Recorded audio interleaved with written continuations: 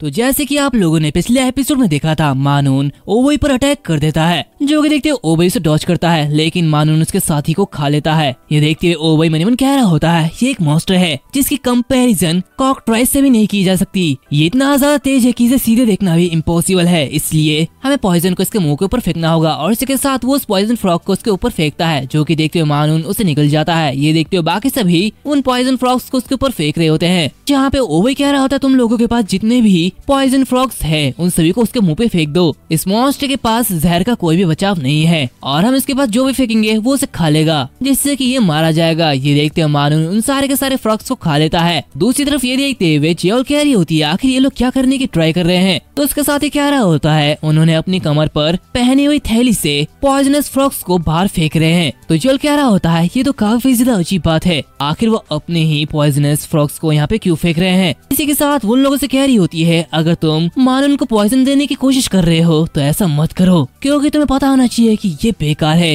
ये सुनते हुए ओवई काफी ज्यादा घबरा जाता है, तभी मानून उसके ऊपर अटैक करते हुए उसे मार डालता है। सीन चेंज होता है, हम देखते हैं कि फ्रॉगमैन का पूरा विलेज जल चुका होता है। तो अभी एक फ्रॉगमैन अचानक से रैक पर अटैक करता है, लेकिन रैक इजीली उसके अटैक को काउंटर कर लेता है, जहाँ पे यूर आते हुए उस फ्रॉगमैन को मार डालता है और रैक के पास आता है। वो कह रहा होता है ऐसा लगता है कि पहले वाला वो आदमी वो आखिरी वॉरियर है और ऐसा लगता है कि वो शूनियन आदमी सचमुच गांव छोड़कर भाग गया है और इसके थैंक यू कि वो ब्राउन स्केल लिज़ार्ड मैन फ्रॉगमैन पर अटैक कर रही है। तो रैक कह रहा होता है ये नेचुरल है, तो इसलिए हमें उन्हें क्रिटिसाइज करने का कोई भी हक नहीं है। इससे भी अजीब बात यह है कि इतनी इम्पोर्टेंट सिचुएशन में भी वो ग्रेट लीडर ऑलरॉय अपीयर नहीं हुआ है, आखिर वो बाहर क्यों नहीं निकला। तो दूसरी तरफ ये देखते हुए नेबुला कह रहा होता है ऐसा इसलिए है क्योंकि ये मेरी वजह से है। इसी के साथ उसके सामने एक सिस्टम विंडो ओपन होता है, जहाँ पे लिखा हुआ होता है ACO 023731। ये एक डिजीज है जो कि उन्हीं फ्रॉगमैन्स को हुआ है। ये देखते हुए वो मनीमन कह रहा होता है सबसे इम्पोर्टेंट बात ये थी कि ये सिर्फ एम्फीबियन मुकोसा पे काम करता है, इसीलिए इसे ढूंढना थोड़ा सा मुश्किल था। और ये उस समय के आसपास था जब रैक ने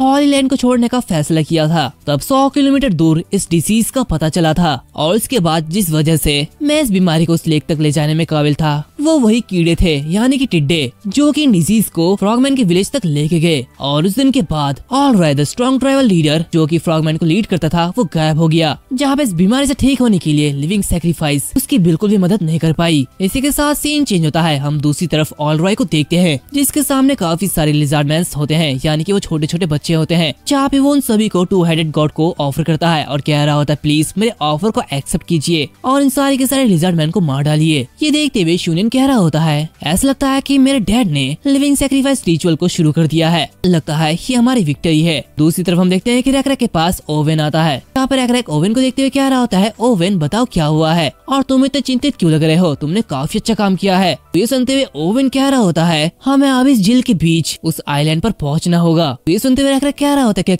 क्या उस आइलैंड पर कुछ है। तो ये सुनते हुए वो कह रहा होता है हाँ वहाँ पे यंग लिज़ार्ड मैन है और वो उन्हें सैक्रिफाइस कर रहे हैं, वो उन्हें उनके गॉड को ऑफर कर रहे हैं। हो सकता है कि गॉड उनकी बीमारी का इलाज ना करे, लेकिन ऐसा लगता है कि आप और आपके वॉरियर इसे रोकने के लिए काफी पावरफुल है, तो प्लीज इसे रोक लीजिए। ये सुनते हुए रैक कह रहा होता है क्या तुम्हें तो ये पहले ही कहना चाहिए था, वो पहले ही नाव पर आगे बढ़ चुके हैं और हम उस आइलैंड पर जा नहीं सकते हैं। तो ये सुनते हुए वो कह रहा होता है लेकिन आप तैर के जा सकते हैं। तो रैक कहता है ये काफी ज्यादा खतरनाक है और जब हम उस आइलैंड पर पहुंचेंगे तो हम उन फ्रॉग्समैन के अगेंस्ट डिफेंसलेस हो जाएंगे, मतलब कि हम रास्ते में ही पानी तक फंस सकते हैं। तो ये सुनते हुए ओवेन घबराते हुए कह रहा था लेकिन मेरा बेटा वहाँ पे है और वो लोग उसे भी सैक्रिफाइस करने वाले हैं। ये सुनते हुए रैक काफी ज्यादा गुस्सा होता है और उसे एक जोरदार पंच मार देता है, जहाँ पे वो चिल्लाते हुए क्या रहा था तुम पागल कहीं के, तुम्हें ये पहले कहना चाहिए था, तुम्हें मुझ पर जल्दी ही यकीन कर लेना चाहिए था, तुमने ऐसा क्यों किया। मैं उन गॉड पर बिलीव नहीं करता जिन पर ये मेंढक करते हैं और मेरा मानना यह है कि हम अपनी ताकत से इन्हें हरा सकते हैं और अगर वो गॉड अपीयर हो भी जाता है तो वो मुझ पर हमला करेगा, तो मैं उसे दिखा दूंगा कि उस गॉड को कैसे कुचला जाए। ये सुनते हुए ओवेन घबराने लगता है, जो कि देखते हुए रैक शांत होता है और उससे कहता है अपने बच्चे को बचाने के लिए तुम्हें सबसे पहले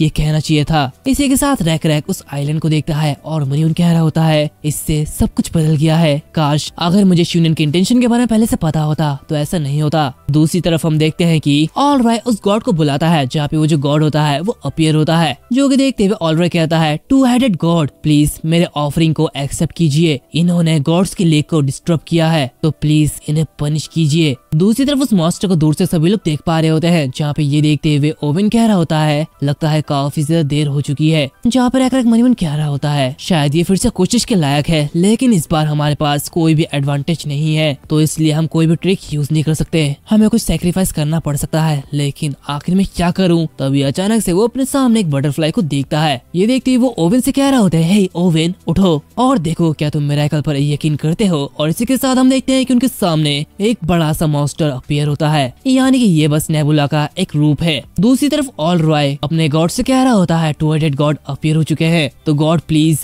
मेरे भेंट को एक्सेप्ट कीजिए। ये कहते ही वो उसके सामने झुक जाते हैं, लेकिन वो जो मॉन्स्टर होता है वो दूसरी तरफ देख रहा होता है। ये देखते हुए शूलियन मनीमन कह रहा होता है कि क्या हो रहा है? क्या वो हमारे ऑफर को एक्सेप्ट नहीं करने वाले हैं? अभी वो अपने पीछे मुड़ता है और तभी वो देखता है कि उसके पीछे एक बड़ा सा मॉन्स्टर है। ये देखते हुए वो काफी ज्यादा हैरान हो जाता है और जोर से चिल्लाते हुए कह रहा होता है ये तो एक गॉड है। दूसरी तरफ इसे देखते हुए नेबुला मनीमन कह रहा होता है जब मैंने इसे फिनिश किया तो ये एक मैंटिस जैसा लग रहा था। Small domain level 4, divinity level और फेथ कंडीशन पूरी होने पर हम एक क्रीचर क्रिएट कर सकते हैं, और इस पॉइंट पर बहुत ही कम प्लेयर्स हैं जिन्होंने मेरी तरह इतनी तेजी से क्रीचर को क्रिएट किया है। दूसरी तरफ हम देखते हैं कि वो जो स्नेक होता है वो काफी तेजी से मैंटिस के ऊपर अटैक करता है, लेकिन वो जो मैंटिस होता है वो उसके सर को पकड़ लेता है। दूसरी तरफ ये देखते हुए बाकी सभी लोग काफी ज्यादा घबरा रहे होते हैं, तभी वो जो स्नेक होता है वो उनमें से कुछ फ्रॉग को कुचल देता है, उस गॉड मैंटिस पर अटैक करता है। जहाँ पे वो जो मैंटिस होता है वो उसे रोकते हुए कह रहा होता है वाटर स्नेक जो कि अपने आप को गॉड समझता है, तुम्हें ये समझ जाना चाहिए कि तुम बहुत ही ज्यादा छोटे हो, तो इसलिए मैं तुम्हें अपने क्रिएटर को ऑफर करूंगा। ये कहते ही वो सिर्फ बीच से फाड़ देता है, जहाँ पे वो कह रहा होता है तुम्हारा ये पागलपन एक पाप है, तुम्हें अपने पापों का प्रायश्चित करना होगा। और इसी के साथ वो उस स्नेक को मार डालता है, जिससे हमें पता चलता है कि इस स्नेक का नाम टू हेडेड बीस्ट है, जहाँ पे इसकी लेवल 4 होती है। इसी के साथ हमें उस मैंटिस के बारे में भी बताया जाता है, इसका नाम सेरेटिस है जिसकी लेवल 11 है। ये देखते हुए वो लिज़ार्ड मैन काफी ज्यादा खुश हो रहे होते हैं। दूसरी तरफ ये देखते हुए नेबुला मनीमन कह रहा होता है ये बहुत ही ज्यादा है, ये बीस्ट काफी ज्यादा ताकतवर दिखता है, लेकिन मेरे क्रीचर से इसका कोई भी मुकाबला नहीं है। सेरेटिस की सुपर स्ट्रेंथ काफी ज्यादा अच्छी है, लेकिन मुझे लगता है कि इतनी ज्यादा पावर का यूज सिर्फ एक कमजोर एनिमी पर नहीं किया जाना चाहिए। इसी के साथ हम देखते हैं कि उसे एक इविल स्पिरिट मिलता है जिसका नाम सुबेरिया होता है। ये देखते हुए वो कह रहा होता है मैं तो सचमुच काफी ज्यादा लकी हूँ, और इसी के साथ वो उसे ओपन करता है, जहाँ पे उसे बताया जाता है कि उसे सी वाटर का एक स्मॉल एरिया मिला है। देखते हुए वो मनीमन कह रहा होता है यही वजह है कि वो टू हेडेड मॉन्स्टर अपनी पूरी पावर का यूज नहीं कर सका, क्योंकि ये लेक का वाटर फ्रेश वाटर था। वैसे एक रिवर अच्छी होती है, लेकिन अभी हमें इसकी जरूरत नहीं है, लेकिन किसी दिन ये काम आ सकता है, तो इसलिए मैं अभी के लिए इसे अलग रखूंगा। अभी तो फिलहाल देखते हैं कि आखिर ये लोग क्या करते हैं। इसी के साथ हम देखते हैं कि वो जो रिवर होती है वो लाल हो जाती है, जहाँ पे श्यूनेन और उसका बाप यानी कि ऑल रॉय और बाकी से फ्रॉगमैन वहाँ से बच के भाग रहे होते हैं, जहाँ पे ऑल रॉय कह रहा होता है हमारे गॉड वो मर नहीं सकते, ऐसा कैसे हो सकता है। दूसरी तरफ श्यूनेन मनीमन कह रहा होता है ऐसा लगता है कि वो ईचिंग नहीं थे जिसने मेरे फादर को वीक बना दिया, ये उस टू हेडेड बीस्ट की पावर थी, और उस गॉड के अपीयर होने के बाद उन्होंने अपना सब कुछ खो दिया और उस पर छोड़ दिया, जहाँ सभी वॉरियर्स गॉड के पीछे छिप गए और मैं बस एक कायर बन गया जो कि आगे ही नहीं बढ़ पाया। दूसरी तरफ हम देखते हैं कि सेरेटिस नेबुला से कह रहा होता है क्रिएटर आपकी इच्छा पूरी हो चुकी है। नेबुला कह रहा होता है हाँ तुमने काफी अच्छा काम किया है, अब अगली बार तक तुम आराम कर सकते हो। तो सेरेटिस कह रहा होता है अब जब टाइम आएगा तब तक मैं बस वेट करूंगा, और इसी के साथ वो वहाँ से गायब हो जाता है। ये देखते हुए नेबुला मनीमन कह रहा होता है अब ये गायब हो चुका है तो रैक रैक अब तुम ये देखने के बाद क्या करोगे, क्या तुम अभी भी शांत रहोगे। दूसरी तरफ हम रैक रैक को देखते हैं जो कि उन फ्रॉगमैन्स को देख रहा होता है जो कि वहाँ से भाग रहे होते हैं। ये देखते हुए रैक रैक कह रहा होता है फ्रॉगमैन नाव से ऊपरी गांव की ओर जा रहे हैं, और चूंकि ये आइलैंड खाली है तो इसलिए हम तैयार कर इसे पार करेंगे, तो आज हम पूरी विक्ट्री हासिल करेंगे। तो बताओ क्या यहाँ पे कोई है जो कि हमें फ्रॉगमैन के ऊपरी गांव तक ले जा सकता है। तो ये देखते हुए ओवेन कह रहा होता है मैं चाहूंगा, मुझे किसी भी तरह अपने बेटे से मिलने के लिए उस आइलैंड पर जाना है, और मैं अभी भी थका नहीं हूँ, तो इसलिए मैं ये कर सकता हूँ, तो प्लीज हमें आपकी मदद करने की इजाजत दीजिए रैक रैक ट्राइबल लीडर। तो रैक रैक कह रहा होता है तुम एक वॉरियर नहीं हो और तुम इस बॉडी के साथ लड़ भी नहीं सकते हो। तो वो कह रहा होता है मैं भी एक वॉरियर हुआ करता था, और जरूरी नहीं है कि सिर्फ वॉरियर ही फ्रॉगमैन को मारेंगे, और ये शायद ऑनरेबल ना हो, लेकिन फिर भी हम यहाँ पे सिर्फ फ्रॉगमैन को मारने के लिए आए हैं। लेकिन आप सबको फाइट करते हुए देखकर हमारा ये दिल जल उठा। ये एक ऐसी फीलिंग है जो कि हमें उस दिन महसूस हो रही थी जिस दिन से हम गुलाम बने थे। तो रैक रैक कह रहा होता है ऐसा लगता है कि तुम बस अपसेट हो। तो ओवेन रोते हुए कह रहा होता है नहीं, ये तो एक तंत्र मंत्र है, अपने साथी बच्चों और पोते पोतियों को खोने का गम, हमें अपना बदला लेना है। तो रैक रैक कह रहा होता है तो फिर ठीक है, तुम लोगों को गुस्सा होने का पूरा हक है, तो वो सभी जो कि अपना बदला लेना चाहते हैं वो मुझे फॉलो करो, हम आगे बढ़ेंगे।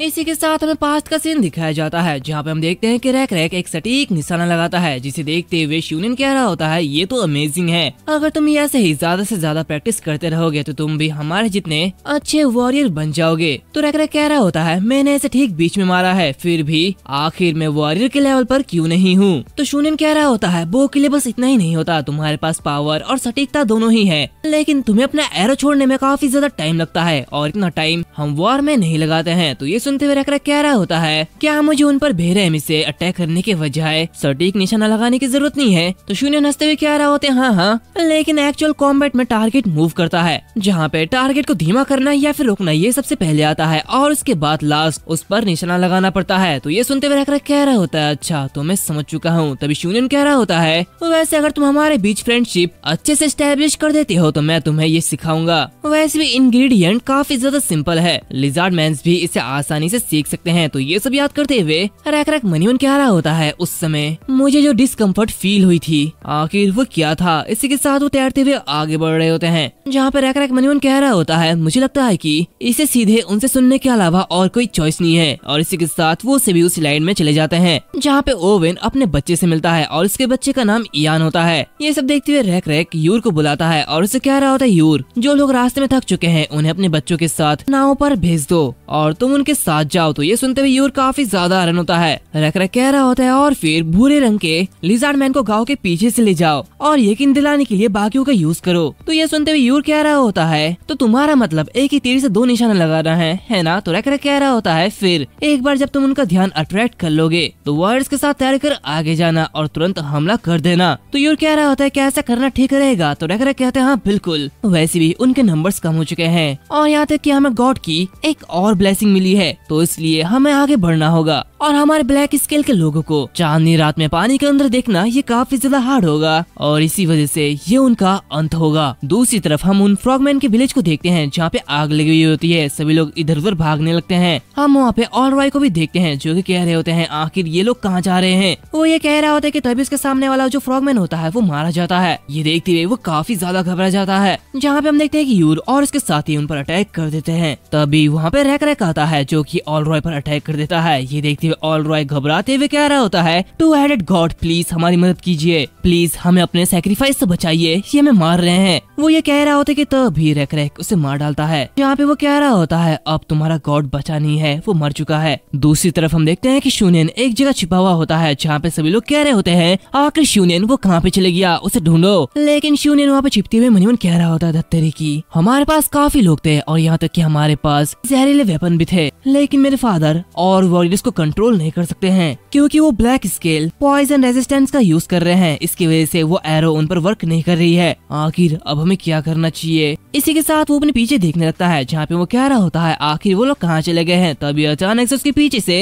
रैक रैक आता है और उससे कह रहा होता है तो तुम यहाँ पे हो। ये देखते वो काफी ज्यादा घबरा जाता है और कह रहा होता है रैक रैक तो तुम यहाँ पे। तो रैक रैक उससे कह रहा होता है शूनियन क्या तुम एक वॉरियर नहीं हो, आखिर तुम यहाँ पे छुप क्यों रहे हो, मैं तुम्हें एक वॉरियर के रूप में मरने का सम्मान दूंगा तो इसलिए अपने वेपन को उठाओ। तो ये देखते शूनियन घबरा जाता है और कह रहा होता है नहीं प्लीज मुझे छोड़ दो। क्या तुम हमारे दोस्त के बारे में बोल चुके हो, क्या तुम लोगों के मन में मेरे लिए कोई भी फीलिंग्स नहीं है, आखिर तुम लोग ये क्या करना चाहते हो, तुम्हें ऐसा नहीं करना चाहिए, तुम तो अच्छे इंसान हो। तो रैक रैक कह रहा होता है बुरा ना मानो, बस हमें उस टू हेडेड मॉन्स्टर से खतरा था लेकिन अब तो वो मर चुका है। तो शूनियन कह रहा था रुको मैं तुम्हें एक सीक्रेट बताऊंगा, बताओ क्या तुम जानना चाहोगे। तो रैक रैक कह रहा होता है क्या सीक्रेट, अब ये क्या है। तो उससे कह रहा होता है मैं तुम्हें बताऊंगा कि वो कैसे बनाया जाए, क्या तुम इंग्रेडिएंट के बारे में सोच नहीं रहे हो। तो रैक रैक कह रहा होता है मुझे बताओ कि वो इंग्रेडिएंट क्या है। तो ये सुनते हुए शूनियन कहता है वो एक टेंडन है, एक पर्सन जिसके बैक में टेंडन्स हैं। तो रैक रैक कह रहा होता है आखिर ये टेंडन ये कौन सी स्पीशीज है। तो ये सुनते हुए वो कह रहा होता है वो लिजार्ड मैन है। इसी के साथ वो उसके सामने झुक जाता है, जिसे देखते हुए रैक रैक मनी मन कह रहा होता है ये एक डिजास्टर है, लेकिन ऐसा लगता है कि जैसे ये मौत की भीख मांग रहा है। इसी के साथ वो कह रहा होता है अच्छा मैं देख सकता हूँ,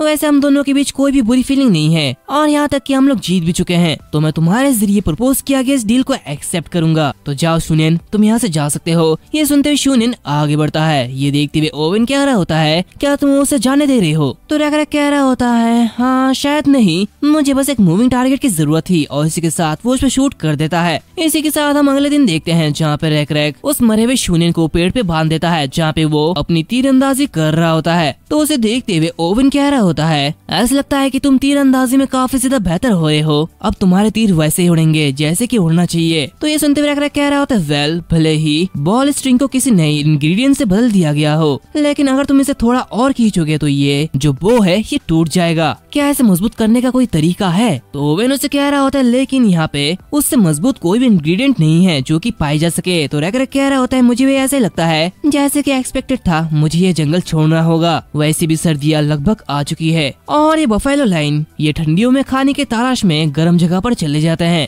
वैसे हाँ ओवन, क्या तुम आज शिकार करने के लिए नहीं गए हो? तो उसकी बात सुनते हुए ओवन कह रहा होता है, हाँ बिल्कुल, हमने उन फ्रॉगमैन की देखभाल की जो कि इधर उधर घूम रहे थे, जिसकी वजह से कुछ समय तक बो के लिए मटेरियल सप्लाईज कम नहीं होगी। तो ये सुनते हुए रैक रैक कह रहा होता है, ये तो बहुत ही अच्छी बात है। इसी के साथ हमें पास का सीन दिखाया जाता है जहाँ पे हम देखते हैं कि रैक रैक शूनियन के पैरों पे शूट करता है, जिसकी वजह से वो नीचे जा गिरता है और ये सब देखते हुए ब्राउन स्केल्स लेज़ार्ड मैन उनके ऊपर कूद पड़ते हैं, जो कि अपना बदला लेने के लिए आगे बढ़ते हैं और उस पर अटैक कर देते हैं। तभी पर्सन में ओवन कह रहा होता है, वैसे क्या तुम्हारा टारगेट ऑलरॉय है? तो रैक रैक कह रहा होता है, बिल्कुल नहीं, ऑलरॉय का बॉडी शूनियन जितना ही डैमेज था और वह किसी के सिर पर वैसे ही होगा जैसे कि शूनियन की हड्डियां तुम्हारे सर पर है। तो ओवन कह रहा होता है, हाँ मुझे भी ऐसे लगता है। वैसे रैक रैक, जब मैं इन लोगों के बारे में पता लगा रहा था तो इस बार मुझे कुछ पता लगा। दूसरी तरफ हम देखते हैं कि जियाल चुपके से उसी की ओर आ रही होती है, जहाँ पे वो जो छोटा सा बच्चा होता है वो ओवन की तरफ देख रहा होता है। तभी जियाल कह रही होती है, बच्चे। ये सुनते हुए वो बच्चा काफी ज्यादा डर जाता है, जहाँ पे वो घबराते हुए नीचे बैठ जाता है। ये देखते हुए जियाल कह रही होती है, आखिर तुम यहाँ पे क्या कर रहे हो? इसी के साथ हम देखते हैं कि उस बच्चे के हाथों से वो खिलौना भी गिर जाता है, जहाँ पे वो बच्चा कह रहा होता है, क्या तुम ये रैक रैक को बताने वाले हो? तभी जियाल उस खिलौने को देखती है, जहाँ पे वो उसे उठाती है और ये जो खिलौना होता है ये बिल्कुल सेराटिस की तरह होता है, जो कि देखते हुए जियाल कह रही होती है, ये तो हमारा गार्डियन है। इसी के साथ वो उसे रैक रैक को दिखाती है और कह रही होती है, क्या ये बहुत ही अच्छी तरीके से नहीं बनी है? ये काफी अच्छी है। तो रैक रैक उसे देखते हुए कह रहा होता है, ये तो बहुत ही ज्यादा सुंदर है और सचमुच इसे बहुत ही अच्छी तरीके से बनाया गया है। तो ये सुनते हुए वो जो छोटी बच्ची होती है वो काफी ज्यादा खुश हो जाती है। वैसे हाँ, मुझे इनके जेंडर के बारे में नहीं पता है और मैं कैसे पता लगाऊं, तो इसलिए मुझे माफ कर देना। हम देखते हैं वो जो बच्ची होती है वो रैक रैक से कह रही होती है, ट्राइब लीडर, मैं इसे आपको देना चाहती हूँ। रैक रैक कह रहा होता है, क्या आपको यकीन है कि आप इसे मुझे देने वाले हैं? ये देखते हुए ओवन कह रहा होता है, कोई बात नहीं, वैसे भी आजकल सामान बनाना और उनका एक्सचेंज करना ये काफी ज्यादा पॉपुलर हो गया है और ये गाँव के बच्चों के बीच फेमस है। तो ये देख के जियोल कह रही होती है, क्या गाँव के दूसरे बच्चे भी ऐसी चीजें बनाते हैं? तो छोटी बच्ची कह रही होती है, हाँ बिल्कुल, वो गार्डियन जिन्होंने हमें बचाया है और क्योंकि वो एक ग्रेट और काइंड बीइंग है तो इसलिए हमने उसे बनाया है। तो ये देखते रैक रैक और जियोल एक दूसरे की तरफ देखने लगते हैं, जहाँ पे रैक रैक कह रहा होता है, काश मेरे पास ऐसे और भी ज्यादा होते। तो ओवन कह रही होती है, चलो गाँव में देखते हैं, शायद हमें और भी कुछ मिल सकता है। तो रैक रैक कह रहा होता है, बिल्कुल, चाहे इसकी कीमत कुछ भी क्यों ना हो, मैं कीमत का भुगतान करूंगा। लेकिन ओवन, तुम पहले किस बारे में बात कर रहे थे? ये सुनते हुए ओवन कह रहा होता है, अरे वो बात, एक गुफा जहाँ पे वो लोग छिपे हुए थे, मुझे वहाँ पे कुछ अजीब पता चला। तो ये सुनते हुए रैक रैक कह रहा होता है, क्या कुछ अजीब? और फिर कुछ समय बाद हम देखते हैं कि वो जो ओवन होता है वो उन सभी को उस गुफा के सामने ले जाता है, जहाँ पे वो कह रहा होता है, ये इस गुफा का एंट्रेंस है और उन फ्रॉगमैन ने इसे एक हाइड आउट के रूप में यूज किया था। तो रैक रैक कह रहा होता है, क्या ये वही गुफा है? तो ओवन कह रहा होता है, हाँ बिल्कुल, चलो आगे चलते हैं। इसी के साथ वो अंदर जाते हैं, जहाँ पर रैक रैक उसी बटरफ्लाई को देखता है और ओवन कह रहा होता है, जो भी अंदर था वो सभी मारे गए और ये सचमुच काफी ज्यादा अजीब चीज है। इसी के साथ वो उन सभी को एक अजीब सी चीज दिखाता है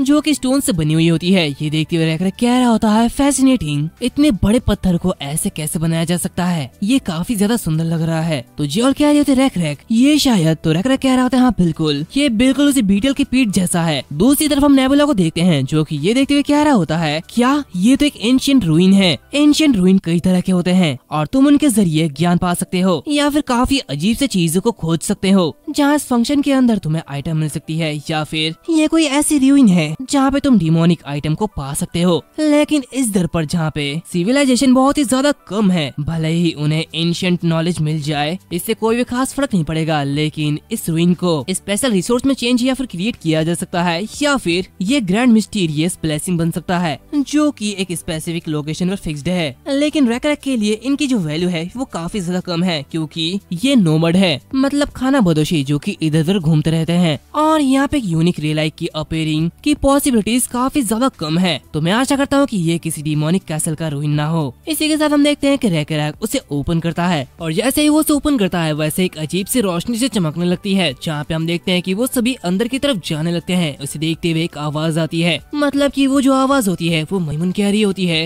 ऐसा लगता है कि कोई इसी ओर आ रहा है, तो welcome to the demonic world. इसी के साथ हम देखते हैं कि वो सभी आगे बढ़ रहे होते हैं, जहाँ पे आगे का रास्ता देखते हुए जियोल कह रही होती है ये तो काफी ज्यादा गहरा है, ऐसा लगता है कि हमें इस पत्थर के रास्ते से गुजरना होगा। तो रैक कह रहा होता है ये अच्छा होता कि अगर हम पूरी तरीके से नीचे कूद पाते। तो जियोल से कह रही होती है क्या तुम गॉड को प्रे करने जा रहे हो? रैक कहता है नहीं, मैं इससे अपने गॉड को परेशान नहीं करना चाहता हूँ, लेकिन आखिर ये क्या है? इसी के साथ वो अपने सामने देखता है जहाँ पे काफी सारे आंखें चमक रही होती है और वो काफी सारे चूहे होते हैं, जो कि देखते हुए रैक कहता है कि क्या इतने सारे रैट्स, आखिर इतने सारे रैट्स यहाँ पे क्या कर रहे हैं और आखिर ये इतने क्यों चिल्ला रहे हैं? तो ये सुनते हुए जियोल कह रही होती है वह न्यूट्रिया है और मुझे यकीन है कि तुमने इसे कुछ बार आजमाया होगा। तो ये सुनते हुए रैक कहता है हाँ, लेकिन ये रैट्स कुछ ज्यादा ही बड़े नहीं है और वो आमतौर पर एक बड़े ग्रुप में नहीं घूमते हैं और मुझे यकीन है कि वो बिल्कुल भी अग्रेसिव नहीं होते हैं। तो ओवेन कह रहा होता है ये पहली बार है जब मैं कोई ऐसी चीज कर रहा हूँ। रैक कह रहा होता है तो फिर ये बस मॉन्स्टर रैट्स हैं या फिर हो सकता है कि वो इस जगह के गार्डियंस हो, लेकिन हर कोई अपने वेपन को उठाओ और उन पर अटैक करो। इसी के साथ हम देखते हैं कि वो जो रैट्स होते हैं वो उन पर अटैक कर देते हैं, जो कि देखते हुए वो सभी उन्हें मारने लगते हैं, जहाँ पर रैक कह रहा होता है उन्हें खत्म करो, ये अजीब तरीके से एग्रेसिव है, अगर हम ऐसा नहीं करते हैं तो हम मारे जाएंगे। तो बाकी लोग कह रहे होते हैं क्या हम इन चीज को खा सकते हैं? तो ये देखते हुए जियोल कह रही होती रैक क्या हम इन चीजों को भी पाल सकते हैं? तो रैक कह रहा होता है क्या तुम्हारा मतलब भैंसों की तरह है, जैसे कि हम लोग भैंसों को पालते हैं? तो उनकी बातें सुनते हुए ओवेन कह रहा होता है अगर तुम किसी चीज को पालना ही चाहते हो तो मछली के बारे में क्या ख्याल है? तो ये सुनते हुए रैक कह रहा होता है क्या मछली अपने आप अपीयर और डिसअपीयर नहीं होती है? तो उसकी बातें सुनते हुए ओवेन कहता है ऐसा बिल्कुल नहीं है, मछलियाँ भी ब्रीड करती है और अंडे भी देती है, यहाँ तक कि वो फ्रॉगमैन्स भी इसे जानते हैं, इसलिए उन्होंने ब्रीडिंग सीजन के दौरान मछलियों को पकड़ने पर रोक लगा दी। तो रैक कह रहा होता है रैंचिंग फिश, ये सुनने में काफी ज्यादा अजीब लगता है। तो ओवेन उससे कह रहा होता है हमें बस एक छोटा सा डैम बनाना है और उसमें पानी इकट्ठा करके उसमें उन मछलियों को डाल देना है, तो जब मैं वापस जाऊंगा तो इसके बारे में सोचूंगा। वो ये कह रहा होता है कि तभी अचानक से किसी को एक बिजली का झटका लगता है, जो कि देखते हुए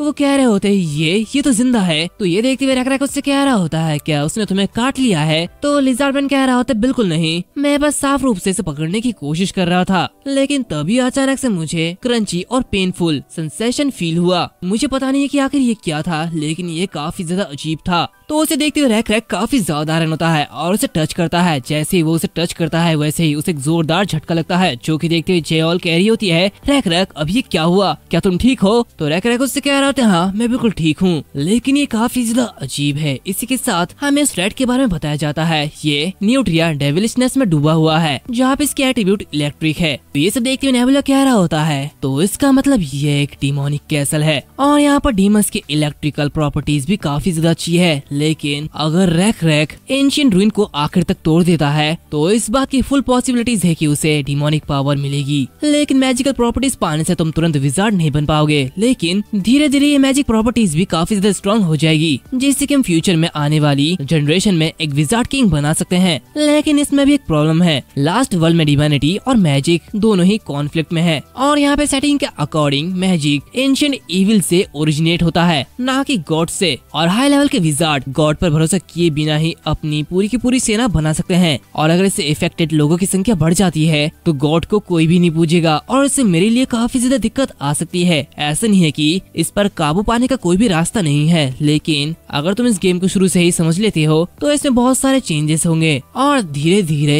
ये डिमोनिक रूइन अपना ट्रू कलर बाहर निकालेगा और तुम्हें ललचाएगा। इसी के साथ हम देखते हैं कि वहाँ पे एक अजीब सी क्रीचर बाहर आती है, जो कि रैक से कह रहा होता है क्या तुम वो पावर पाना चाहते हो? अगर तुम चाहो तो मैं ऐसे तुम्हें दे सकता हूँ। तो रैक उसकी बातें सुनते हुए काफी ज्यादा हैरान होता है। तभी जियोल से कह रही होती है रैक अगर तुम्हारी तबीयत ठीक नहीं है तो हम वापस लौट सकते हैं और बाद में भी यहाँ पे आ सकते हैं। तो रैक कह रहा था नहीं ये बिल्कुल ठीक है, तो अभी सभी के सभी इन मॉन्स्टर रैट को मार डालो और अपने स्पीयर और अपने बो को अच्छी तरीके से जांच करो। इसी के साथ वो उस क्रीचर को देखते हुए मनह्यून कह रहा होता है ऐसा लगता है कि ये कुछ ऐसा है जिसे सिर्फ मैं ही देख सकता हूँ। तभी वो क्रीचर उससे कह रहा होता है मैं वो स्पिरिट हूँ जो कि इस प्लेस को प्रोटेक्ट करता है और मैं सिर्फ ग्रेट पावर वाले लोगों को ही दिखता हूँ। तो ये सुनते हुए रैक मनह्यून कह रहा होता है क्या पावर से तुम्हारा मतलब क्या है? इसी के साथ वो मनह्यून कह रहा होता है मैं तो मन ही मन इससे बात कर सकता हूँ, ऐसा लगता है कि ये मेरे मन की बातों को पढ़ सकता है। दूसरी तरफ उसे देखते हुए नेबुला मनह्यून कह रहा होता है आखिरकार ये एक डिमोनिक डिमोनिक स्पिरिट है, तो क्या मुझे रैक को चेतावनी देनी चाहिए? तब इसके सामने सिस्टम विंडो ओपन होता है, जो कि देखते हुए रैक कह रहा होता है आखिर ये चीज क्या है। इसी के साथ वहाँ पे रैक की स्टेटस दिखाई जा रही होती है और ये सब देखते हुए नेबुला भी काफी ज्यादा हैरान होता है, जहाँ पे वो कह रहा होता है ट्रिकरी, आखिर उसे एबिलिटीज कब मिली है? क्या ये सब तब हुआ जब उसने शूनियन को मारा था?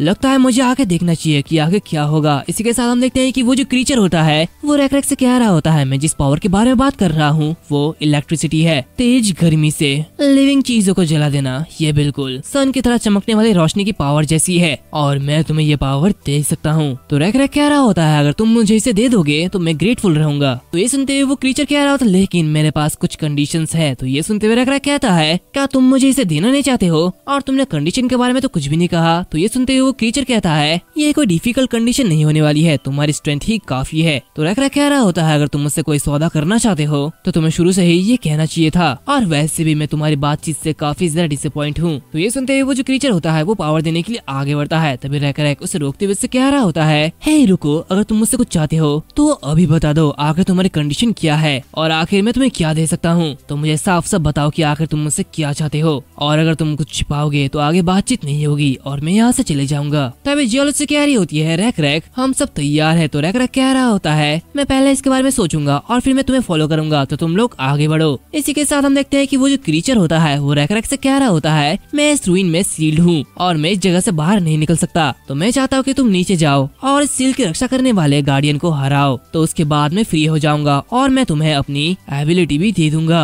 तो रैक कह रहा होता है तुम्हारा मतलब वो जो मॉन्स्टर रेड की पावर थी वो तुम्हारी थी? ये सुनते हुए वो क्रीचर कहता है तुम्हारा बोलने का तरीका ये काफी ज्यादा बुरा है, लेकिन तुम ठीक कह रहे हो, और जैसे कि मैंने कहा था ये मेरी एक एबिलिटी है जिसे इलेक्ट्रिसिटी कहा जाता है, और अभी जैसे कि तुमने कहा ये बस स्पार्क्स क्रिएट कर सकता है, लेकिन तुम जितना ज्यादा इसे यूज करोगे तुम उतनी ही ज्यादा स्ट्रॉन्ग बन जाओगे, और ये पूरे थंडर स्टॉर्म को क्रिएट कर सकता है, जहाँ ये एक ऐसी एबिलिटी है जो इसके यूज से बढ़ती है, और ये किसी भी गॉड को टक्कर दे सकती है, जहाँ मेरी एबिलिटी इतनी ज्यादा बड़ी है कि तुम इसमें समा सकते हो, ना कि सिर्फ तुम बल्कि तुम्हारी ट्राइब का कोई भी इंसान इसका यूज कर सकता है। तो अगर तुम इसे मोनोपोलाइज करना चाहते हो तो तुम्हें एक रिचुअल करना होगा। तो रैक उससे कह रहा होता है ये तो काफी ज्यादा अमेजिंग है, लेकिन जो बीइंग ऐसी एबिलिटी को दे सकता है आखिर वो यहाँ पे क्यों फंसा हुआ है? तो ये सुनते हुए वो क्रीचर कहता है ऐसा इसलिए है क्योंकि मेरी एबिलिटी बहुत ही ज्यादा स्ट्रॉन्ग है, और क्या खतरनाक चीजें हमेशा सील्ड नहीं होती, और जो कि मुझे संभाला या फिर टाला नहीं जा सकता, तो इसलिए मैं यहाँ पे फंस चुका हूँ। तो ये सुनते हुए रैक कह रहा होता है तो फिर तुमने अभी भी ये रिवील किया कि तुम डेंजरस हो, है ना? ये सुनते हुए वो क्रीचर घबरा जाता है, तभी रैक उससे कह रहा होता है तो इसका मतलब तुम मुझसे कुछ छिपा रहे हो, शायद तुम्हारी एबिलिटी के यूज से फायदे से ज्यादा साइड इफेक्ट होते हैं, तो इसलिए मुझसे ज्यादा झूठ मत बोलो। मैं वापस भी जा सकता हूँ और इस गेट के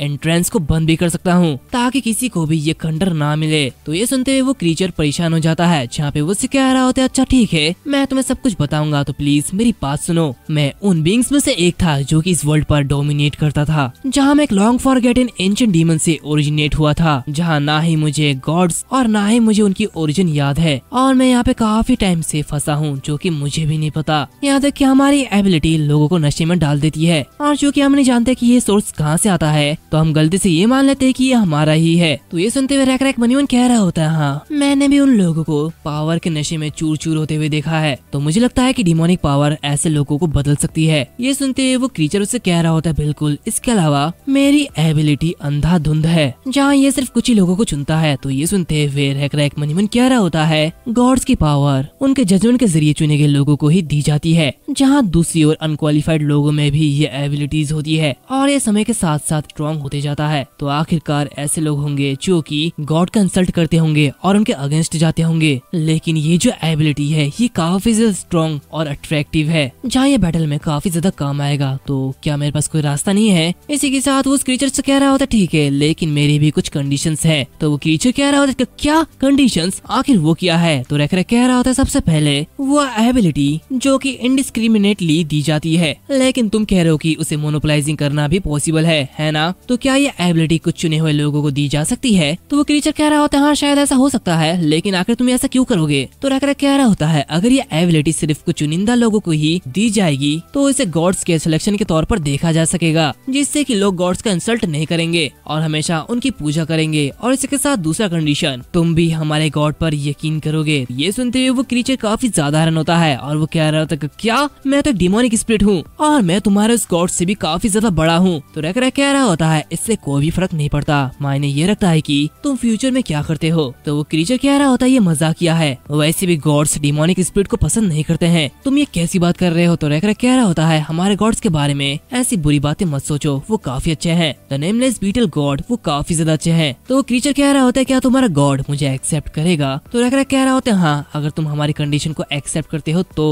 वो क्रीचर कह रहा होता है एक्चुअली मैं इस रूइन में नहीं फंसा हूँ, मैं बस उन न्यूट्रिया पर राज करता हूँ, और ये न्यूट्रिया ये बस एक अटेम्प्ट था जो कि मैंने तुम्हें तोड़ने के लिए किया था और ये देखने के लिए किया था कि तुम इसके लायक हो या फिर नहीं, जहाँ मैंने अब भी तुम्हें धोखा दिया है और मुझे लगता है कि तुम पागल नहीं हो। तो रैक रैक कह रहा होता है अच्छा ऐसी बात है, मैं समझता हूँ, तो इसलिए मैंने तुम्हें माफ कर दिया है। तो उसकी बातें सुनते हुए वो क्रीचर काफी ज्यादा हैरान होता है, जहाँ पे रैक रैक उससे कह रहा होता है ऐसी नम और अंधेरी जगह में अगर तुम उन डिमोनिक रैट्स के साथ रहे तो मुझे काफी ज्यादा अजीब लगेगा, तुम्हें बाहर जाना चाहिए और ब्यूटीफुल साइड्स को देखना चाहिए। तो ये सुनते हुए वो क्रीचर कहता है आखिर तुम्हारा नाम क्या है। तो रैक रैक कहता है मैं रैक रैक हूँ। तो वो क्रीचर कहता है बहुत अच्छे, तुम्हारा ये टेस्ट खत्म हुआ, अगर तुम्हारा गॉड मुझे एक्सेप्ट करता है तो ये एबिलिटी तुम्हारी होगी। इसी के साथ हम देखते हैं कि नेबुला के पास एक रिक्वेस्ट आता है, जहाँ पे से बताया जाता है कि डिमोनिक स्पिरिट में से एक तुम्हारा सबऑर्डिनेट बनना चाहता है। ये देखते हुए वो कह रहा होता है इस डिमोनिक स्पिरिट को सबऑर्डिनेट के रूप में रखना ये काफी ज्यादा अच्छा होगा, इस तरह मुझे पेनल्टी भी नहीं मिलेगी और मुझे डिमोनिक एबिलिटी भी मिल जाएगी। और इसी के साथ वो यस पे क्लिक करता है, जहाँ पे वो मयून कह रहा होता है वेल डन रैक रैक, शायद हमारी मुलाकात हम दोनों के लिए ही काफी अच्छी रही हो। और इसी के साथ हम देखते हैं कि उसे डिमोनिक डोमेन इलेक्ट्रिसिटी ऑब्टेन होता है। सीन चेंज होता है, हमें रैक रैक की पुरानी प्लेस का सीन दिखाया जाता है, जहाँ पे बीटल गॉड के नाम पे काफी सारी हड्डियां रखी हुई होती है और जहाँ तक मुझे लगता है कि ये फ्यूचर का सीन है। इसी के साथ हम वहाँ पे किसी को देखते हैं जो कि कह रहा होता है और इस तरह द नेमलेस बीटल गॉड ने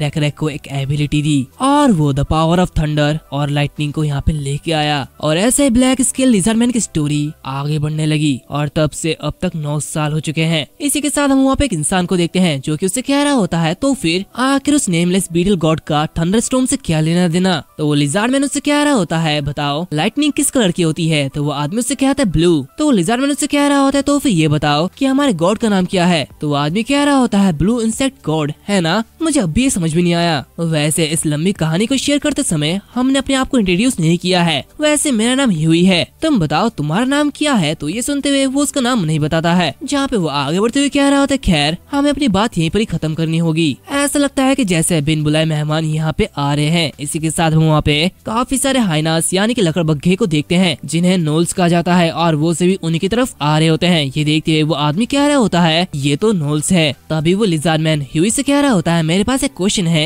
ट्रेवलर ह्यूई, क्या वे सॉल कैट के लोगों की तरह दिखते हैं। तो उसे देखते हुए ह्यूई कह रहा होता है ये लोग डिफेंसलेस है और यहाँ तक कि ये लोग सतर्क भी नहीं है, जहाँ इनके पास अच्छे वेपन्स भी नहीं है, तो मेरे लिए ये तो बस भटकते हुए नोल्स हैं। तो ये सुनते हुए वो लिजर्डमैन कहता है गुड रीजन, मैं भी यही सोचता हूँ, तो बताओ क्या हम उनका हौसला तोड़ दे। और इसी के साथ वो अपना चेहरा दिखाता है और जहाँ तक मुझे लगता है कि ये ओवन है। इसी के साथ हम देखते हैं कि वो जो नोल्स होते हैं वो उनकी तरफ ही करीब बढ़ रहे होते हैं। तभी अचानक से उनके ऊपर एक एरो शूट होता है जो कि देखते हुए वो लोग घबरा जाते हैं और कह रहे होते हैं ये तो एनिमी का अटैक है। इसी के साथ हम देखते हैं कि उस एरो से इलेक्ट्रिसिटी बाहर निकलने लगती है और इसी के साथ उन सभी को एक जोरदार झटका लगता है, जहाँ पे वो लोग कह रहे होते हैं ये तो लिजर्डमैन है, हमें यहाँ से भागना होगा। और इसी के साथ वो सभी वहाँ से भागने लगते हैं, जो कि देखते हुए ओवन कह रहा होता है वैसे हाँ मेरा नाम ओवन है। जो कि सुनते हुए ह्यू काफी ज्यादा हैरान होता है और कहते हैं क्या तुम ओवन हो, माफ करना लेकिन मैं अभी तक नहीं जान पाया था कि तुम इतनी ज्यादा इम्पोर्टेंट फिगर हो। तो ये सुनते हुए ओवन कह रहा होता है हे भगवान, जब से मैंने अपनी ताकत बढ़ाई है तब से काफी टाइम हो गया है, चलो एक पल के लिए ब्रेक ले लेते हैं। और इसी के साथ वो बैठ जाता है जहाँ पे वो स्मोकिंग करने लगता है। तो उसे देखते हुए ह्यू मनीवन कह रहा होता है ये तो स्मोकिंग पाइप और टोबैको है, ये वो रिचुअल है जिसका यूज चुने हुए ब्लैक स्किल्ड लिजर्डमैन अपने पावर का यूज करने के बाद करते हैं। तो ओवन कह रहा होता है कोई बात नहीं, अगर तुम्हें कुछ और पूछना है तो पूछो। तो ये सुनते हुए ह्यूई कह रहा होता है ओवन अगर तुम्हारे पास ऐसी पावर है तो तुम किसी और को फॉलो क्यों कर रहे हो। वैसे मैं बिट्रियल की बात नहीं कर रहा हूँ, लेकिन आकर तुम इस तरीके से वाइल्डरनेस में अकेले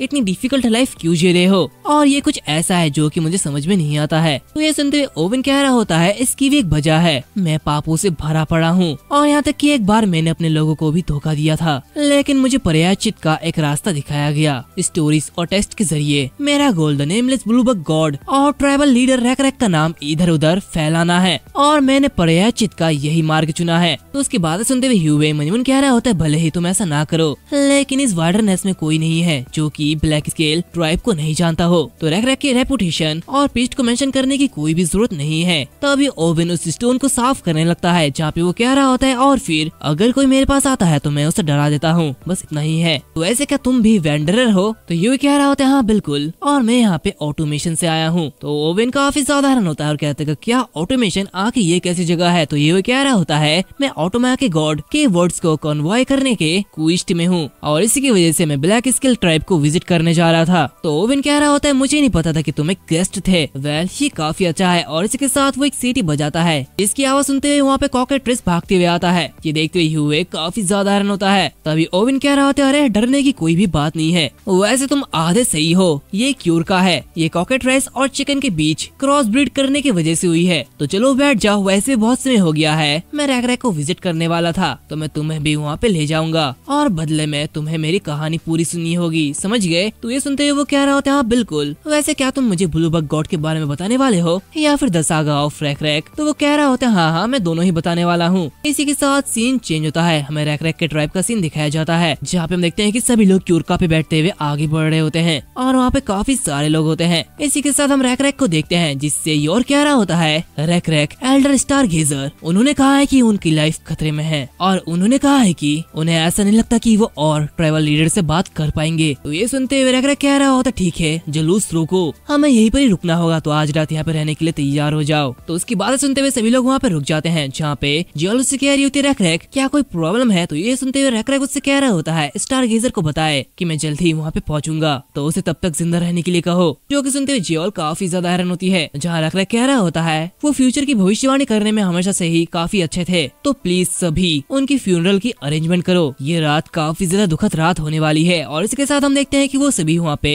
एक तंबू बना लेते हैं जहाँ पे हम देखते हैं कि स्टार गेजर लेटा हुआ होता है और अब तक वो काफी ज्यादा बुरा हो चुका होता है। जहाँ पे रैक रैक अंदर आता है और कहता है डॉक्टर आखिर वो अभी कैसा है? तो ये सुनते हुए वो डॉक्टर कह रहा होता है ट्राइबल लीडर एल्डर के लिए मैंने वो सब कुछ किया जो कि मैं कर सकता था, लेकिन उनके पास ज्यादा टाइम नहीं बचा है। तभी वो स्टार गेजर कह रहे होते हैं मैं बहुत ही ज्यादा किया हूँ, मैंने सचमुच बहुत कुछ किया, इधर उधर बहुत जगह के बारे में सोचा, मैं इस देश से उस देश तक कई जगहों पर गया और बहुत कुछ सीखा, मेरा एक हाथ खो गया और यहाँ तक कि मुझे बाहर कर दिया गया, लेकिन फिर मैं ट्राइबल लीडर से मिला जहाँ मैंने कई लोगों को आसमान देखना सिखाया। हालांकि अगर तुम एक लिजार्ड मैन हो तो किसी दिन एक समय आएगा जब तुम काफी ज्यादा थके हुए और बहुत ही ज्यादा बुरा महसूस करोगे और इस बीमारी को ठीक करने का सिर्फ की तरीका है हमेशा के लिए सो जाना। तो इसलिए मैंने अपने लास्ट ट्रिप में काफी ज्यादा पैसा खर्च किया, इसी वजह से मैंने अपने ट्राइब के सबसे बिजी इंसान का टाइम लेने का डिसीजन लिया। तो बताओ क्या तुम्हारा टाइम कीमती नहीं है? तो ये सुनते हुए रैक रैक कह रहा होता है हाँ शायद, लेकिन इस तरह मजाक नहीं बनाना चाहिए। तो स्टार गेजर कहता है हाँ वैसे मैं एक क्वेश्चन पूछने जा रहा हूँ जिसका आंसर देने के अलावा तुम्हारे पास और कोई भी चॉइस नहीं है, तो बताओ जब होते हैं तो हमारे साथ क्या होता है? तो ये सुनते हुए रैक रैक कह रहा होता है क्या मौत के बाद? तो स्टार गेजर कहते हैं लोग ये कहते हैं कि जब तुम मरते हो तो तुम हमेशा के लिए सो जाते हो, क्या तुम्हें भी ऐसा लगता है कि हम हमेशा के लिए सो जाएंगे? तो रैक रैक कह रहा होता है मुझे ऐसा नहीं पता, और हाँ आपने ऐसा क्यों सोचा कि मैं इस क्वेश्चन का आंसर दे पाऊंगा? तो स्टार गेजर उससे कह रहे होते हैं मैं इसके बारे में अच्छी तरीके से सोचता हूँ, जब हम खो गए थे तो ब्लू बग गॉड ने हमें बचाया था और इसीलिए मुझे विश्वास है कि वो हमारे मरने के बाद हमें गाइड करेंगे। ये भरोसा क्या तुम्हें लगता है कि ये गॉड की इच्छा से अलग है? तो ये सुनते हुए रैक रैक उससे कह रहा होता है नहीं स्टार गेजर आप बिल्कुल सही है। तो स्टार गेजर कह रहा होता है जब भी हम खो जाते हैं तो ब्लू बग गॉड हमें रास्ता दिखाते हैं, तो जरूर हमारे मौत के बाद भी वो हमें गाइड करेंगे, है ना?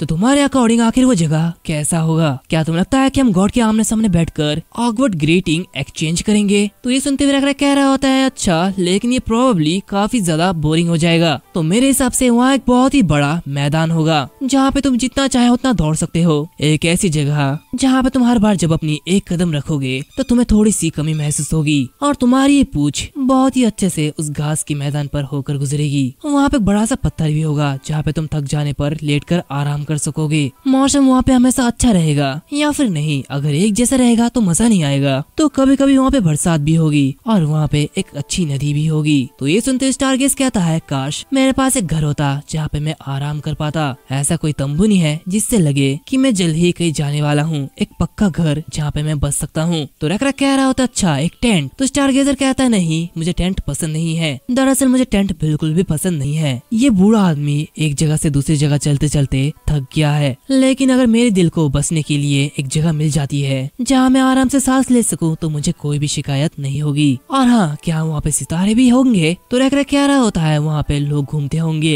और गॉड उन्हें गाइड करने के लिए तारे जरूर बनाए होंगे ताकि वह आसानी से अपने घर लौट सके। इसी के साथ वो अपने सामने वही बटरफ्लाई को देखता है, जो कि देखते हुए वो काफी ज्यादा खुश होता है। वो कह रहा होता है स्टारगेजर, क्या तुम इसे देख सकते हो? तो स्टारगेजर कह रहा होता है मेरी आंखों के सामने अंधेरा छा रहा है। तभी वो बटरफ्लाई रैक रैक के हाथों में बैठ जाती है, जहाँ पे रैक रैक कह रहा होता है स्टारगेजर, मैं आपके लिए एक गिफ्ट लाया हूँ। तो वो कह रहा होता है एक गिफ्ट? लगता है तुम फिर से मुझे बेवकूफ बनाने की सोच रहे हो, है ना रैक रैक? तो रैक रैक कह रहा होता है क्या तुम मेरा ये गिफ्ट फिर से रिजेक्ट कर दोगे? तो स्टारगेजर कह रहा होता है नहीं, इस बार नहीं। और इसी के साथ हम देखते हैं कि उसकी स्पिरिट उस बटरफ्लाई में चली जाती है और इसी के साथ स्टारगेजर मर जाता है। जहाँ पे हम देखते हैं कि वो जो बटरफ्लाई होता है वो उड़ते हुए नेबुला के पास चले जाता है। जहाँ पे ये देखते हुए नेबुला मनीमन कह रहा होता है अगर तुम खोई हुई दुनिया में मर जाते हो तो क्या होगा? इसी के साथ उसे एक सिस्टम नोटिफिकेशन आता है जहाँ पे से बताया जाता है कि आफ्टर लाइफ क्रिएट करने की कंडीशन कंप्लीट हो चुकी है, तो क्या तुम आफ्टर लाइफ को क्रिएट करना चाहते हो? तो ये सुनते हुए नेबुला कह रहा होता है लेवल, रिसोर्स, फेथ और सफिशिएंट डेथ सब कुछ अचीव हो चुका है। जहाँ इस सफिशिएंट डेथ की कंडीशन अभी भी अनक्लियर है, लेकिन लॉस्ट वर्ल्ड के लिए अभी भी आफ्टर लाइफ काफी ज्यादा इम्पोर्टेंट है। तो बस एक अच्छी तरीके से बनी हुई आफ्टर लाइफ वर्ल्ड व्यू तुम्हारी विनिंग के चांसेस को बढ़ा देती है। जहाँ बुरे लोगों को बहुत ही ज्यादा सजा मिलती है और अच्छे लोग स्वर्ग में जाते हैं। ये बिल्कुल वलहला की तरह है, जहाँ ऐसे वॉरियर्स अपने ट्रेनिंग प्लेस के रूप में यूज कर सकते हैं और इसके बाद आफ्टर लाइफ में ट्रेंड सोल्स फिर से अर्थ पर भेजे जा सकते हैं। इन दी एंड ये बाद में खेल में यूजफुल होगा, तो शुरू से ही जल्दबाजी करने की कोई भी जरूरत नहीं है। यहाँ पे बहुत सारी चीजें अभी ही शुरू हुई है। द आफ्टर लाइफ में जितना चाहूँ उतना बढ़ा सकता हूँ। इसी के साथ सीन चेंज होता है, हमें एक बड़े से घास के मैदान को दिखाया जाता है जहाँ पे हम स्टारगेज को देखते हैं जो कि वहाँ पे लेटा हुआ होता है और तभी उसकी आँख खुलती है। जहाँ पे जैसे वो आँख खुलता है वो काफी साधारण होता है। वो कहता है क्या ये एक ड्रीम है? नहीं, ये तो वही जगह है जिसके बारे में रैक रैक बात कर रहा था। इसी के साथ वो उठता है और कहता है रैक रैक तुम बिल्कुल सही थे, ये वही घास के मैदान है जिसके बारे में तुम बात कर रहे थे, लेकिन यहाँ पे कोई भी सितारे नहीं है, हालांकि यहाँ पे पत्थर से बने कोई घर भी नहीं है। खैर मुझे लगता है कि हम हर चीज की आशा भी नहीं कर सकते, है ना? दूसरी तरफ हम देखते हैं कि रैक रैक स्टारगेज की बॉडी को जला रहा होता है और उसके लिए प्रे कर रहा होता है। दूसरी तरफ हम स्टारगेज को देखते हैं जो कि कह रहा होता है शायद मुझे घर या फिर किसी चीज की जरूरत नहीं है, ये काफी अच्छा है, ये सच में बहुत ही बढ़िया गिफ्ट है रैक रैक। एंड इसी के साथ साथ ये जो सीरीज है और ये जो एपिसोड है वो यहाँ पर खत्म होता है। माफ करना आगे के चैप्टर नहीं आए हैं, लेकिन अगर आते हैं तो मैं उसे एक्सप्लेन कर दूंगा। बताओ तुम्हें ये सीरीज कैसी लगी? अगर अच्छी लगी है तो प्लीज कमेंट सेक्शन में बता देना। खैर मुझे तो इसका लास्ट पार्ट काफी ज्यादा बढ़िया लगा और जहाँ तक मुझे लगता है कि यही इस सीरीज की एंडिंग थी। खैर इस सीरीज में अभी भी बहुत कुछ है जो कि जानने के लिए बाकी है, तो वो हम फ्यूचर में देखेंगे। तो मिलते हैं अगली वीडियो में, तब तक के लिए बाय बाय।